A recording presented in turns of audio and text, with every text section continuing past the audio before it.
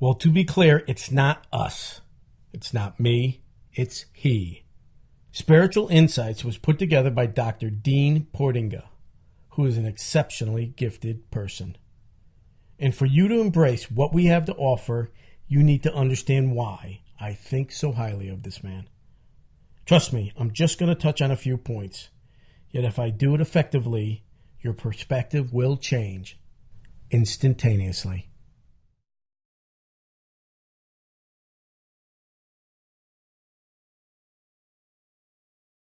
I'll start off by describing Dean's role in the family turkey business. Now, I'm not talking about a local butcher shop. Allstate Agri-Foods was instrumental in making Minnesota the #1 turkey-producing state in the country.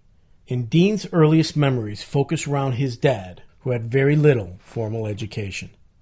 He would tag along on meetings and observe how his father leveraged intuition in crafting business deals. In one situation, the Portingas were attempting to hash out a grain deal with some hitters in the industry. After a full day at the table, the group could not come to an agreement. So Dean's dad excused himself and said, "Dean, let's go." This didn't go over well with the group. They pressed the Portingas, yet his dad held true, told the group he'd be back in the morning, and then said something to Dean he never forgot. "My Heavenly Father will give me the answer." Well, that night, Mr. Portinga put a pad of paper by his bedside table, and I guess scratched out some notes while he was sleeping. He presented those ideas to the group in the morning meeting.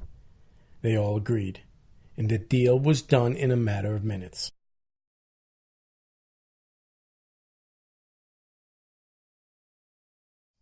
Intuition is a tool, and regardless of whether it reveals itself in the form of an audible voice, scribbles on a pad, or an idea that just feels right, there's people who've learned to trust the insight that comes from within and benefited as a result. This had an impact on Dean. Yet Dean, unlike his father, spent a lot of time in school. As a result, he was responsible for sales, marketing, and the disease diagnostic lab for the business. And he was also intrigued by the power of thought and would run experiments to measure the impact a specific state of mind would have on business results. He would take a flock of birds that had been infected with a common poultry disease, coccidiosis, and isolate it. Now, each of these flocks was tended to by a different caregiver, and Dean would take each caregiver aside and feed them a scenario. For example, he would tell one that X percentage of their birds were infected, that he would treat them in a specific way, and that treatment would yield specific results. In short, he would plant an expectation on how many birds would survive. Now, there's a couple of kickers to this. The drug he would treat the birds with had pretty much a 100% cure rate under normal circumstances. The caregivers didn't know that.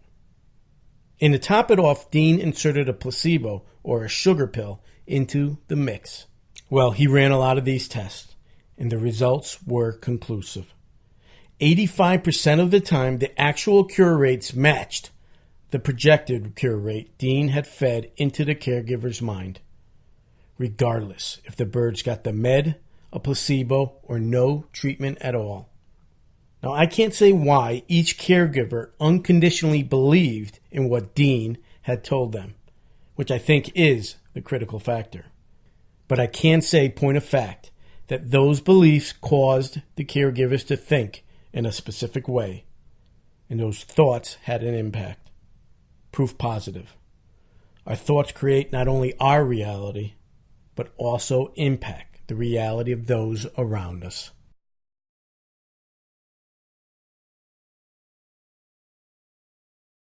Dean's first wife, Peggy, had become ill, and doctors reached a point where they said no more could be done.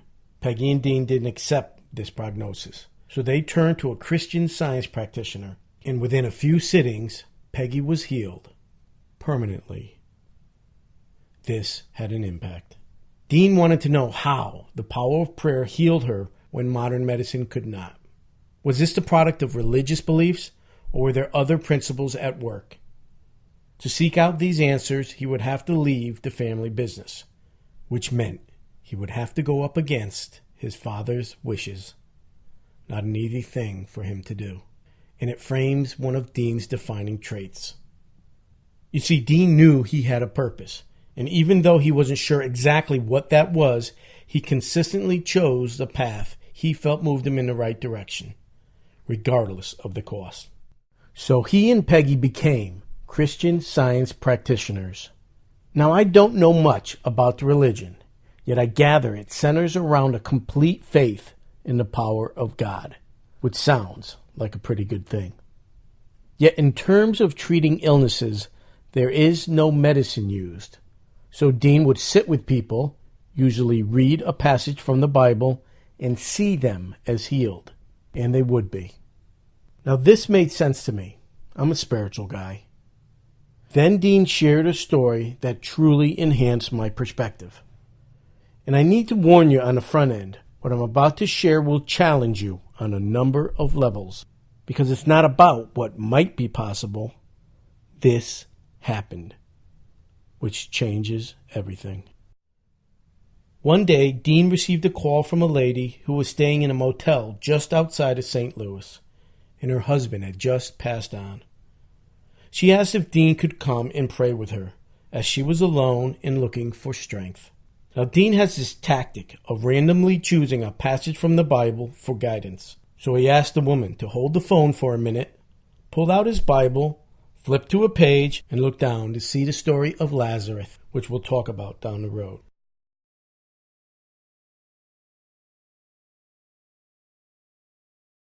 Then he got back on the phone and asked the woman if anyone else knew about this. And she replied only herself, the motel owners, and the coroner. So Dean asked that Clarence, her husband, not be touched, and that he was on his way. When he got there, everything was as the woman had said. Dean didn't look at the body and simply shouted, "Clarence, it is not time to make this transition. Get back here. You have a purpose in life." And a few seconds later, Clarence began to sputter, arose, and went on to live a long life.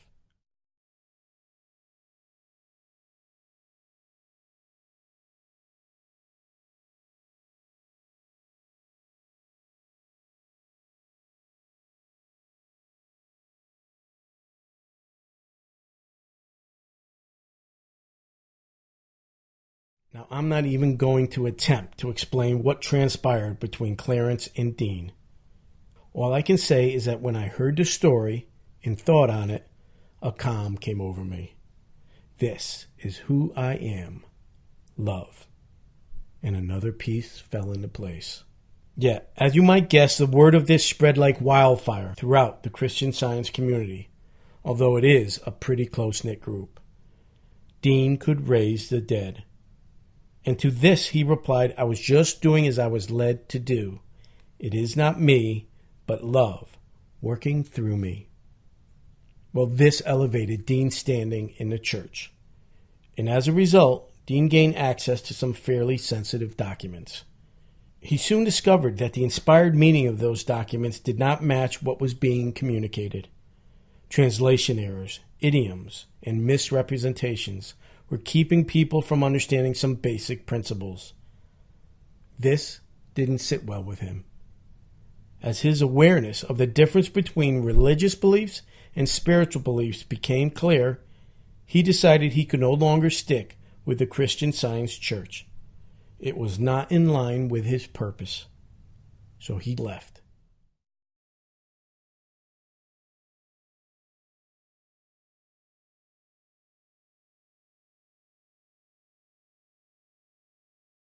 So another chapter begins to unfold. And this one sees Dean getting doctorates in both theology and industrial psychology. It's a very interesting time as he discovered the works of George Lambda. Lambda, like Dean, was into the inspired meanings of sacred writings. He believed that the Peshitta, or Aramaic, version of the Bible was the original text, and that Jesus and early Christians spoke Aramaic. So Lambda made it his life's work to translate the original version of the Bible directly from Aramaic into English, correcting nearly 14,000 translation errors. Google his name, Lamsa, Lamsa. It's interesting stuff. So Dean connected with Mr. Lamsa and along with his own research began to gain a whole new understanding of documents like the Ten Commandments, Book of Genesis, and the Beatitudes. Again, big stuff. Idioms alone can totally change how we see things, which is why I referenced Moses in the introduction, because virtually everyone knows the story of Adam and Eve. And the way it was originally taught to me definitely left an impression. Seriously, women have had to endure the pain of birthing children as well as being subservient to their male counterparts because God didn't like a choice Eve made? I don't think so. And Dean's research confirms this. Moses was trying to get a message across, and now we all have a fresh shot at understanding what that was. Anyway, even though he had become an ordained minister, Dean never took a church, as he felt he could not be true to himself and still hold the church line. So he went into private practice as a psychologist, and again some interesting things began to unfold. One of these was his relationship with Earl Nightingale. If you're into the human potential movement, then you know Mr. Nightingale is considered the dean of the personal growth industry. We become what we think about. Earl Nightingale ushered this awareness into a whole new generation of listeners. Well, Dean and Earl connected and joined Lloyd Conant in presentations across the country. And Dean's role in the mix was interesting. Nightingale would push to inspire people to accept a concept, then back off and let Dean substantiate that concept. This is critical, as the logical mind sometimes needs a little leverage to let go. And Dean once made a comment that stuck with me. Earl Nightingale was not satisfied. Sure, he touched millions of people, which at that time was no easy task. Yet in his eyes, he wasn't changing lives. And we can all learn from that. You see, limiting beliefs have some teeth. It takes strength to look past them. And it's when I thought on this that my secret revealed itself. We're not supposed to do it on our own, which is a key element to chakrinicity. Okay, so we're in the mid-70s now. Dean had a thriving practice, and guess what? He moves on. Yet this time it's a little different. He jumps back into the family business to merge it with a large conglomerate called Cortera.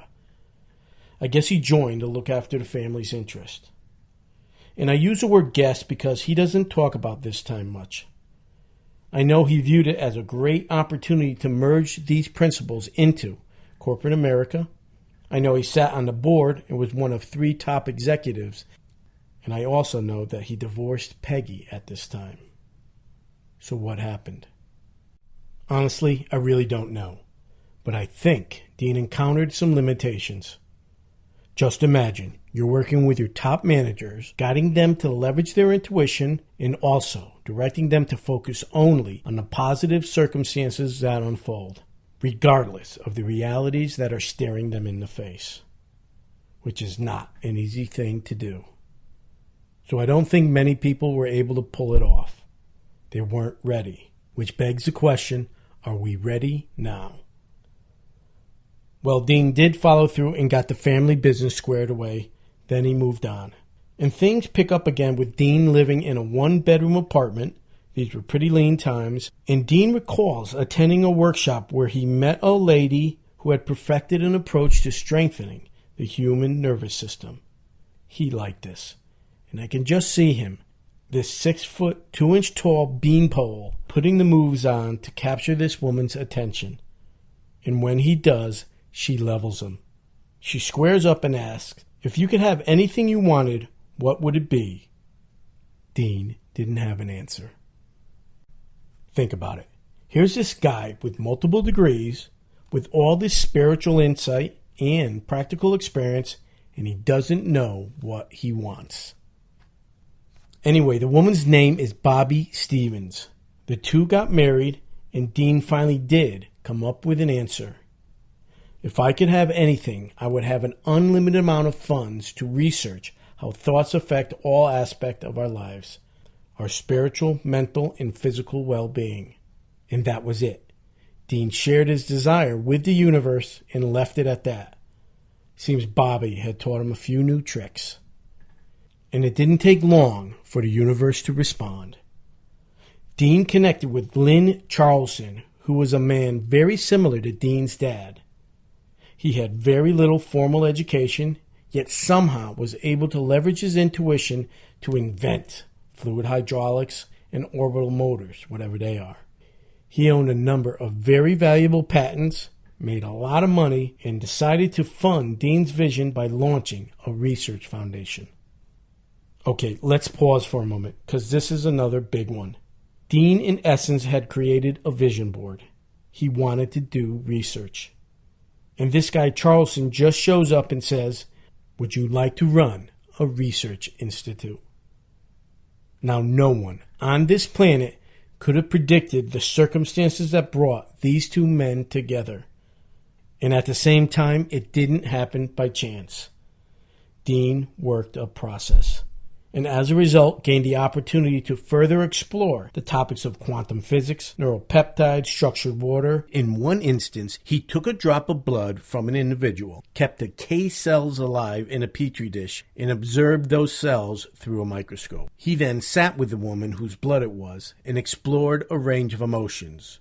With happy, uplifting, and peaceful thoughts, the cells reacted in a different manner than they did with anger, hatred, and negatively charged thoughts. Mind energy does direct physical energy, and that principle impacts all aspects of our lives, including our health. Yet, true to form, Dean reached a point where his work at the foundation didn't serve his purpose, so he moved on. And this time reemerges in Minnesota with Bobby, and they've created a retreat center where people come to drop their stress and strive for more. Now, I can speak personally to this as I took their course, and this process I keep alluding to works. And through them, I connected with others who benefited as well. Like this one woman, Jackie Flug, a teacher who got caught up in a terrorist hijacking, shot in the head, and left for dead on an airport tarmac in Malta. You might have heard of her story on Oprah, and what she achieved is incredible. She connected with Bobby and Dean at a time of great stress and leveraged the program to retrain her mind to read. Now, if you don't know her story, that won't mean much to you. But once you do, well, it's just another awe-inspiring example of just what is possible when people come together and believe. Dean guided her through this process. The man has a gift. And I guess I'll wrap it up there. One man who has quietly redrawn the lines of science, corrected some of the great untruths of our time, and demonstrated, beyond any plausible doubt, that we all are capable of extraordinary things.